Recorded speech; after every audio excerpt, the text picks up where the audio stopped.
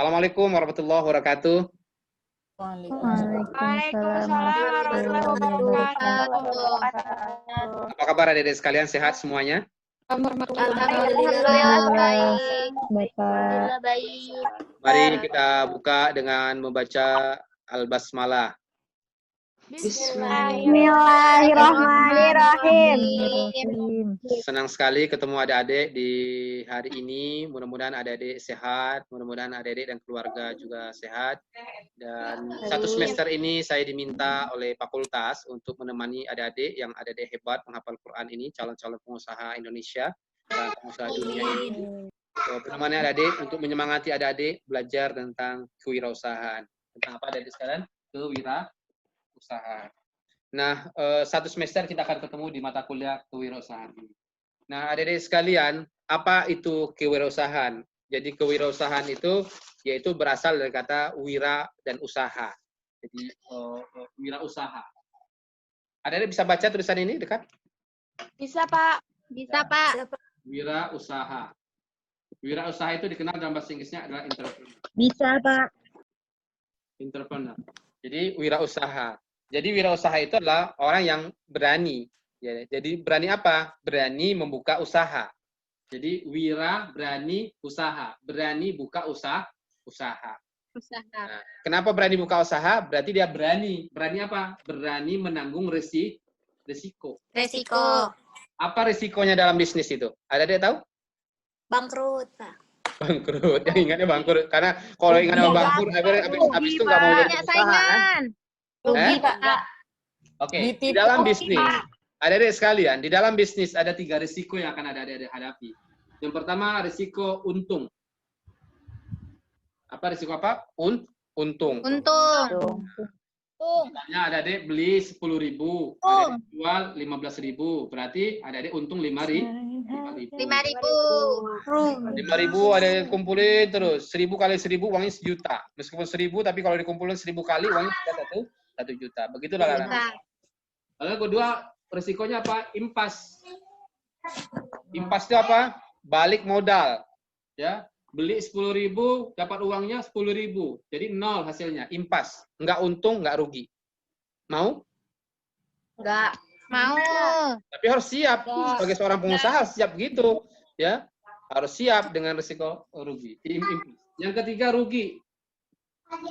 Rugi itu beli 10.000, dapatnya cuma 5.000, berarti rugi 5.000. Tenaganya sudah rugi, uangnya juga rugi. Nah, itu akan dihadapi oleh seorang pengusaha. Wajar kalau kemudian tidak semua orang ingin jadi pengusaha. Kenapa? Dia takut dengan 2 risiko ini. Risiko impas dan risiko rugi. Sehingga pada akhirnya memilih yang risiko yang pertama, untung. Ya, yang untung inilah namanya pekerja. Maka kita bedakan 2, pengusaha versus pekerja. Kalau pekerja pasti untung, tapi untungnya ya 2 juta ya 2 juta sampai mati. Ya, 2 juta ya 2 juta terus, nggak naik kecuali kalau kemudian merengek-rengek. Ya, pada majikannya minta dinaikkan gajinya dan berbagai macamnya. Ya. Kalau pengusaha bisa untung, bisa rugi, bisa impas. Sehingga Rasulullah mengatakan 9 di antara pintu rezeki itu dagang. 9. Dan hanya 1 pintu rezeki bagi pekerja, namanya gaji. Nah, kalau hari ini Pak Hendra misalnya melakukan kedua-duanya, di satu sisi bekerja, ya sebagai hari ini seperti adik-adik sekalian, tapi di sisi lain berdagang, maka 10 pintu rezekinya. Nah, kalau adik-adik mau 10 pintu rezekinya, belajar juga, ya, kemudian berdagang juga. Oh, apalagi pandemi COVID ini sulit, Pak Hendra. Wah, nggak ada yang sulit. Persoalannya mau atau tidak. Ya kan? Masya Allah, semua bisa dilakukan. 1.000 anak tangga, Dek, diawali oleh anak tangga pertama. Jangan pernah kau berharap sampai ke 1.000 tangga kalau kau nggak pernah menginjakkan kakimu di anak tangga pertama. Urusan kau sampai ke 1.000 tangga itu bukan urusanmu, urusan Allah. Di 5 tangga kau meninggal itu urusan Allah. Di 10 tangga kau meninggal itu urusan Allah. Jangan panik, jangan stres. Tapi kewajibanmu selama kau hidup, kau injakkan kakimu di anak tangga pertama. Jangan pernah kau berharap bisa punya pohon yang besar dalam hidupmu kalau kau tidak pernah menanam bibit yang kecil.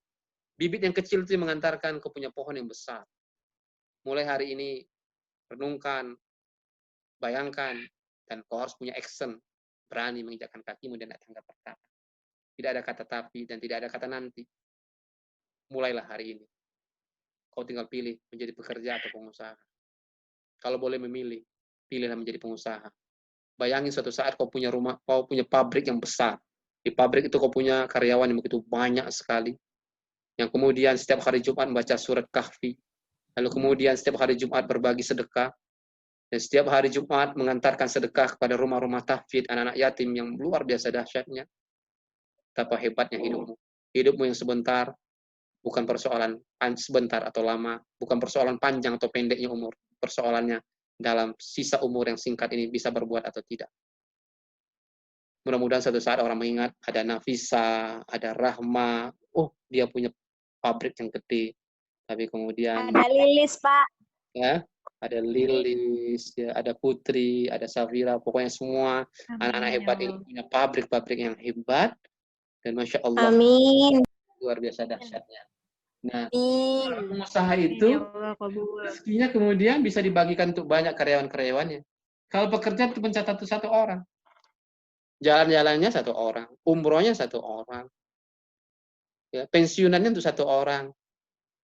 Ya. Kalau mau bangun rumah tahfidz, kira-kira yang dicarilah mana ya Nida Hanifah, pengusaha hebat yang hafal Quran itu ya. Nggak dicari mana Nida yang ilmuwan, nggak dicari Hendra Khalid yang ilmuwan, yang dicari mana Hendra Khalid yang pedagang itu ya. Kami butuh proposal untuk bangun masjid, kami butuh proposal untuk bangun pesantren. Ya. Yang dicari Rizka Nur Imani yang hafal, yang pengusaha hebat, yang dicari Olivia, yang dicari adalah Yunda, Basruha, cari ya Nazifah, semua yang pengusaha. Iza, Pak. Ya, Iza dan semua anak-anak hebat ini. Masya Allah luar biasa. Oleh karena itu, jadilah pengusaha, hafal Quran, ilmuwan, Masya Allah luar biasa dahsyatnya hidup adik sekalian. Adik sekalian, dan inilah yang akan kita pelajari dalam satu semester, bagaimana bisa mengantarkan adik-adik menjadi pengusaha, tapi pengusaha yang hafal Quran, muda, dan luar biasa bermanfaat itu pada adik sekalian. Nah, berapa lama Pak Hendra untuk proses belajar dagang itu? Learning proses itu rata-rata 20 tahun. Ya. Artinya kalau adik mulai dagang umur 20 tahun, kayaknya umur 40 tahun. Kalau umur 30, ada namanya penyesalan 30-an. Orang itu selalu menyesal di umur 30. Kenapa aku nggak punya dagangan ya? Baru mulai dagang, terpaksa. Umur 50 tahun baru dagang. Padahal penyakit itu dalam ilmu kesehatan keluarnya di umur 40 tahun. Mulai asam urat, mulai kolesterol, macam-macam. Nah, kayak Pak Hendra ini udah 40 nih. Pelan-pelan kadang-kadang perut nggak nyaman, tuh apa, makan ini sedikit ya. Nah, itu Masya Allah. Itu investasi atau pengeluaran? Pengeluaran. Jadi belajarlah. Siapa sih, coba Pak Hendra tanya, siapa pengusaha-pengusaha hebat dalam hidupmu yang kau kagumi ya adik sekalian? Ya. Siapa? Ayo sebutkan Pak Hendra. Pak Kimali. Oh. Bun Atapan, Pak.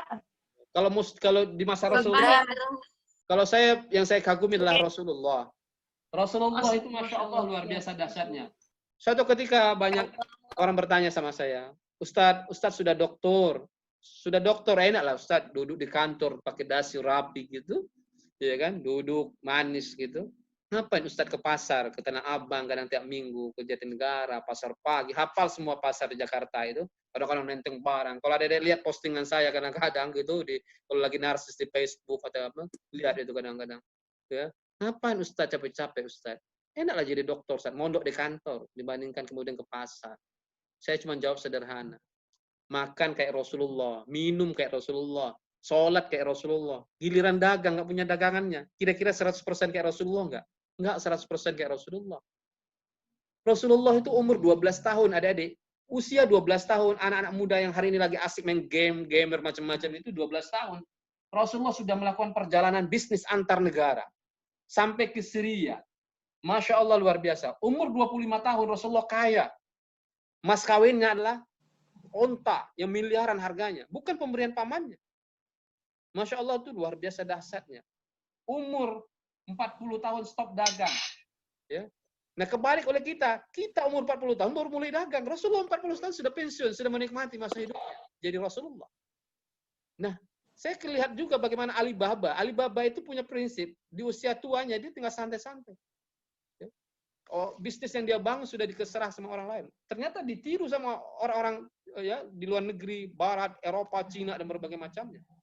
Nah kita, apa yang kita tiru? Masya Allah luar biasa dahsyatnya. Ya. Rasulullah, 28 tahun Rasulullah as businessman. Man. Rasulullah sebagai seorang pebisnis 28 tahun. Selama ini kita tiru Rasulullah dari sisi makan, ibadah, tapi kita lupa dari sisi bisnis bahwa Rasulullah sebagai seorang pengusaha hebat yang luar biasa. Nah, kalau ada cinta sama Rasulullah, semangat Rasulullah, teladani Rasulullah. Wa ahallallahu al-bai' wa harrama riba. Allah halalkan jual beli. Itu artinya ada berkah dalam jual beli. Lalu kenapa kita takut jual beli, nyaman bermain riba? Something wrong dalam hidup kita. Ada yang salah. Ya, suka nyimpan uang di bank tapi kemudian takut jualan. Dengan alasan tadi takut rugi, takut impas. Sudahlah adik-adik sekalian. Semangatlah terus. Siapa lagi yang kau kagumi? Ada Utsman bin Affan, seorang pengusaha yang hebat. Kata Rasulullah, siapa di antara kalian sahabat-sahabat yang mau bersedekah? Umat Islam sudah banyak di Madinah hari ini. Ana Rasulullah, saya beli itu sumur rumah punya orang Yahudi itu Rasulullah. Saya beli ini dengan uang saya Rasulullah. Yang sampai hari ini kita bisa kalau datang ke Madinah hari ini, kita bisa lihat bagaimana wakaf Utsman bin Affan tertulis. Rekening wakaf Utsman bin Affan yang sekarang dibangun hotel bintang 5. Tubuhnya boleh kaku di alam kubur 1 kali 2 meter tanah. Tapi pasif income-nya, amal jariahnya tetap mengalir. Tidakkah kita iri sama Utsman bin Affan yang dengan dagangannya? Masya Allah luar biasa dahsyatnya. Kita juga iri dengan Abdurrahman bin Auf. Seorang sahabat Nabi, satu di antara 10 sahabat Nabi yang dijamin masuk surga. Suatu ketika Abdurrahman bin Auf berada di Mekah, dagangannya sudah laris manis. Lalu diajak sama Rasulullah, ya Abdurrahman bin Auf, kita hijrah yuk ke Madinah. Kira-kira Hendra Khalid dan adik-adik sekalian, kalau dagangan lagi laris manis, diajak hijrah, kira-kira masih mau atau tidak? Masya Allah luar biasa. Sampai di Madinah, nggak bawa apa-apa, dagangan nggak dibawa. Tapi mental dagangnya masih ada, mental orang kaya masih ada, mental entrepreneurnya masih ada, mental wirausahanya masih ada. Maka pada saat itu ketemulah dengan seorang sahabat Nabi kaum Ansor bernama Sa'ad bin Rabi. Disitulah kemudian Sa'ad bin Rabi mengatakan, ya Abdurrahman bin Auf, kau pilihlah satu di antara istriku ini. Kebetulan Abdurrahman bin Auf nggak punya istri pada saat itu. Apa kata Abdurrahman bin Auf? Makasih sahabatku Sa'ad bin Rabi. Lalu kata Sa'ad bin Rabi, ambillah sebagian hartaku ini, kan aku orang kaya, ambillah sebagian hartaku untuk engkau berdagang lagi di Madinah ini. Apa kata Abdurrahman bin Auf? Makasih sahabat, semoga Allah memberkahi keluargamu dan hartamu. Nggak usah repot-repot, tunjukin di mana letaknya pasar. Catat, tunjukin di mana letaknya pasar. Abdurrahman bin Auf tidak bertanya, mana barangnya? Yang Abdurrahman bin Auf katakan, di mana pasarnya? Pola berpikir yang berbeda dengan kebanyakan orang. Kalau orang, saya atau adik-adik sekalian, ketika diajak, begitu mungkin mengatakan, mana dong barangnya sini gue jualin. Abdurrahman bin Auf tidak demikian. Abdurrahman bin Auf mengatakan di mana marketnya, di mana pasarnya. Kenapa dengan mengatakan pasar? Karena dengan mengetahui pasar, Abdurrahman bin Auf tahu apa yang dibutuhkan orang di pasar. Masya Allah luar biasa dahsyatnya. Jadi dengan mengetahui kebutuhan orang, maka bisa menyiapkan barang yang dibutuhkan orang. Dan pada akhirnya, Abdurrahman bin Auf pada akhirnya sampai suatu ketika ketemu Rasulullah, kata Rasulullah, gimana Abdurrahman bin Auf? Engkau sudah nikah? Alhamdulillah Rasulullah, saya sudah nikah, mas kawin emas. Sejarah mencatat Abdurrahman bin Auf sebagai seorang saudagar yang kaya, bukan karena merengek-rengek, bukan karena belasan kasihan orang lain, tapi karena fighting spirit, mental bertarungnya. Karena dia yakin punya Allah. Masya Allah. Penduduk Madinah terheran-heran melihat satu kabilah datang membawa barang bekal yang begitu banyak sekalian. Dengan onta-onta. Lalu kemudian orang-orang mengatakan keluar dari rumahnya. Punya siapakah itu? Itu punya Abdurrahman bin Auf. Untuk apakah itu? Mau disedekahkan untuk semua orang Madinah. Sampai-sampai Utsman bin Affan pun menerimanya. Lalu orang sahabat mengatakan, Utsman, kau orang kaya, kau saudagar kaya, masihkah kau menerima pemberian dari Abdurrahman bin Auf? Iya, bukan karena aku miskin, tapi aku ingin mendapatkan keberkahan dari harta dagangannya Abdurrahman bin Auf. Adik sekalian, rahimahullah, wa akhallallahu al-bai' wa harrama riba. Sudahkah adik punya dagangan? Atau kemudian suka, kemudian mengatakan, Ustaz susah, Ustaz mah. Adik-adik kalau mau tahu, di Al-Quran dikatakan tawaran Allah. Ya ayyuhalladzina amanu, hal adullukum ala tijaratin tunjikum min adabin alim. Mau enggak kalian, aku tunjukkan sebuah perniagaan yang menyelamatkan kalian dari azabnya api neraka. Apaan itu? Tu'minuna billahi war rasul. Percaya pada Allah dan Rasul. Wa tujahiduna fi sabilillah bi amwalikum. Jihad yang paling utama itulah bi amwal. Dengan harta. Itu menunjukkan bahwa Allah siapkan Hendra Khalid dan adik-adik sekalian menjadi orang kaya. Nggak mungkin Allah suruh kita sedekah kalau kemudian Allah tidak siapkan kita jadi orang kaya. Lalu kalau kemudian kita miskin, jangan menyalahkan Allahnya. Salahkan kitanya. Kenapa kemudian kita tidak kreatif menjemput rezekinya Allah. Setelah berjihad di amwalikum, baru kemudian di anfusikum, dengan jiwamu. Masya Allah, luar biasa. Saatnya kemudian belajar lagi dagang, yuk. Semangat. Ekonominya kuat, pasarnya kuat, masjidnya kuat, semuanya. Insya Allah adik akan menjadi sesuatu yang luar biasa. Menyambut Indonesia 2045, Indonesia emas. Boleh jadi adik-adik nanti satu di antara adik-adik yang menjadi Presiden Republik Indonesia, menjadi Wakil Presiden Republik Indonesia tapi hafal Quran, menjadi Ketua OJK, menjadi Gubernur Bank Sentral Indonesia, menjadi Ketua Badan Wakaf, Ketua Basnas, menjadi Rektor, UIN, IIK, dan banyak lagi. Tapi juga menjadi pengusaha-pengusaha yang menguatkan. Adik-adik ingat ya adik-adik sekalian, bagaimana Ki Haji Ahmad Dahlan, seorang pengusaha yang hebat yang menggelorakan semangat Al-Ma'un. Dia adalah pengusaha yang usahanya kemudian merinti dari satu tempat, Semarang, Surabaya, lalu kemudian sampai ke Medan. Itu pula membuat Muhammadiyah dikenal sampai ke Medan, ke Padang, dan berbagai macamnya. Kita kenal NU, Nahdlatul Ulama. Sebelum Nahdlatul Ulama lahir, NU punya namanya Nahdlatul Tujjar, kebangkitan kaum pedagang. Lebih dahuluan mana? Nahdlatul Tujjar atau Nahdlatul Ulama? Nahdlatul Tujjar dulu lahir. Kaum pedagang yang lahir baru melahirkan Nahdlatul Ulama. Adik-adik sekalian, semangatlah. Adik-adik masa depan Indonesia, masa depan Muslim. Adik-adik akan melahirkan generasi-generasi hebat dari rumah adik-adik sekalian. Dari rahimnya adik-adik akan lahir anak-anak hebat. Seperti Zubair bin Awam, Khalid bin Walid, akan lahir Sa'ad bin Abi Waqqas, tapi bukan merengek-rengek, tapi dengan uangnya dia punya pabrik-pabrik yang hebat, rumah-rumah tahfidz, bukan merengek-rengek pada orang lain, bukan mengemis-ngemis dengan proposal, tapi malah memberikan sebuah manfaat yang luar biasa, hidup yang hebat untuk hidup. Hidup ini singkat deh sekalian. Rasulullah mengatakan umru ummati baina sittina wa sab'in. Umur hidup Anda, saya, dan semuanya antara 60 sampai 70 tahun. Kalau hidup kita 60 tahun saja standar orang Indonesia, maka pertanyaannya sederhana. Berapa lama kita hidup adik-adik sekalian? Kalau tidur kita 1 hari 8 jam, tidur kita 1 hari 8 jam, berarti 20 tahun hanya untuk tidur. Sadar atau tidak sadar? 20 tahun hanya untuk tidur. Belajar, bekerja 8 jam lamanya, 20 tahun hanya belajar, bekerja.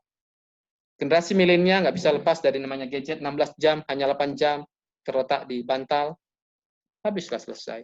So, pertanyaannya question mark untuk Hendra Khalid dan kita semuanya, berapa jam kita melobi Allahnya? Berapa jam kemudian kita memikirkan untuk hidup yang bermanfaat dengan napas yang Allah titipkan untuk saya dan kita semua. Sudahlah, semangat. Kita punya bekal. Ustadz, mana Ustadz? Belajarlah dari seekor burung. Burung pergi dengan perut yang kosong. Kata Rasulullah, ma huwa tawakkal ya Rasulullah. Tawakal itu seperti seekor burung. Burung itu pergi dengan perut yang kosong di pagi hari, tapi pulang di sore hari dengan perut yang kenyang. Apa modal burung? Adik-adik mau tahu modal yang burung? Modal yang burung adalah paru. Ketuk, ketuk, ketuk. Hanya bermodalkan paru seekor burung bisa kenyang. Apa modal Hendra Khalid? Apa modal adik-adik sekalian? Punya tangan yang sempurna, punya mata yang sempurna, punya kaki yang sempurna. Jika seekor burung hanya bermodalkan paru bisa kenyang, masa kita nggak bisa kenyang? Pastilah bisa kenyang. Pasti. Kenapa? Kita punya Allah yang Maha Kaya. Adik-adik sekalian, semangat. Semangat ada dalam masa depan Indonesia. Masa depan Muslim yang luar biasa hebat. Mudah-mudahan pertemuan pertama ini menggugah adik-adik untuk semangat belajar ini. Mudah-mudahan dari satu pertemuan-pertemuan lain membuat adik-adik yakin bahwa adik-adik bisa menjadi pengusaha hebat seperti Nur Hayati Subakat. Nur Hayati Subakat adalah seorang pengusaha owner Wardah yang Allah qadarullah, seorang perempuan lahir di pesantren, di Padang Pak di Sumatera Barat seorang santri, dan pada akhirnya mendirikan Wardah, jatuh, pabriknya terbakar, lalu kemudian bangkit lagi. Hari ini punya karyawan, ribuan karyawan, semuanya pakai jilbab. Kosmetik halal pertama di dunia adalah Wardah. Akhir dari seorang santri yang hebat. Suatu saat saya rindu lahir dari adik-adik sekalian yang hebat. Di tengah pandemi COVID seperti ini, semua orang menyimpan hartanya. Nur Hayati Subakat, seorang owner Wardah, mengatakan, ini loh uang saya 40 miliar untuk membeli alat-alat COVID. Saya teringat 5 konsepnya Nur Hayati Subakat. Kalau orang cuma fokus 4P, price, produk, bikin produk yang bagus, price yang bagus, place tempat yang bagus, promosi yang bagus, kata Nur Hayati, gua tambah jadi 5P. Apa P yang kelima? Pertolongan Allah. Nggak ada artinya nih. Produk lu bagus, harganya bagus, tempatnya bagus, promosinya mati-matian. Kalau Allah tidak menolongmu, nggak ada artinya. Nggak ada artinya apaan sih? Semuanya Allah yang izinin. Yang ngasih duit Allah. Yang nggak ngasih duit Allah. Yang bikin sehat Allah. Jangan lupakan Allahnya. Itu yang membuat kunci suksesnya Nur Hayati Subakat. Beda lagi dengan Mas Mono. Mas Mono adalah orang yang setiap hari Senin sama Kamis memberikan makan gratis bagi orang-orang yang berbuka puasa di tempatnya. Mas, nggak rugi, Mas? Enggak. Kalau dulu saya cuma laku 100 kotak, sayang 1000 kotak. Mas Mono menerapkan karyawannya baca kahfian setiap malam Jumat. Mas Mono menerapkan absensi duha setiap karyawannya di pagi hari. Kita kenal Budi Harta, seorang pengusaha keliling kampung pakai las baja, las pada saat itu. Sekarang punya pabrik yang gede di Bekasi. Ternyata kunci suksesnya sederhana. Menjadikan orang tuanya sebagai raja, tidak sebagai pembantu. Rezekinya pun sebagai raja. Budi Harta pun yang kemudian menerapkan konsep sholat. Mobil-mobilnya berjalan di jalan-jalan tol yang tema utamanya utamakan sholat dan selamat. Ternyata Budi Harta pula yang menyetop semua karyawannya untuk berhenti saat bekerja di sholat-sholat. Rugikah dia? Tidak rugi. Hari ini dia diamanahkan oleh Allah, oleh pemerintah untuk membangun bandara terbesar di Yogyakarta. Begitu mudah oleh Allah, tidak ada yang sulit.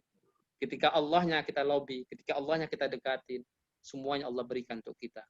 Tapi ketika Allahnya kita tinggalkan, kita akan kehilangan segala-galanya dari Allah. Sudahlah, dagang itu bukan persoalan untung atau tidak untung. Persoalannya berkah atau tidak berkah, halal atau tidak halal. Itulah prinsip seorang wirausahawan Muslim yang itu ada pada diri adik-adik sekalian. Dengan Al-Quran, dengan ilmu, dan dengan Allah. Saya pikir itu adik-adik sekalian. Mudah-mudahan bermanfaat. Setelah ini Pak Indah akan jelaskan tentang silabus, apa yang akan kita pelajari dalam 1 semester. Dan insya Allah mudah-mudahan bermanfaat. Any question?